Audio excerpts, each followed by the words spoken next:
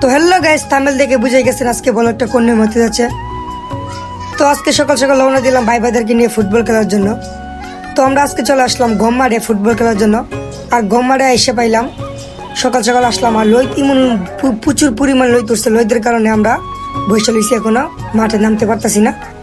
দেখেন চারিদিকে কত সুন্দর নিলিবিলি পরিবেশ, আকাশ। তো আমরা মাঠে আওয়ার পরে এত একটা ভালো লাগতেছে, আর মনে করেন এত একটা শান্তি লাগতেছে।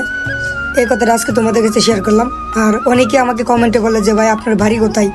তো আমার বাড়ি হচ্ছে লাখাই, জেলা হচ্ছে হবিগঞ্জ। অনেকে আমাকে চিনেন, আবার অনেকে চিনেন না।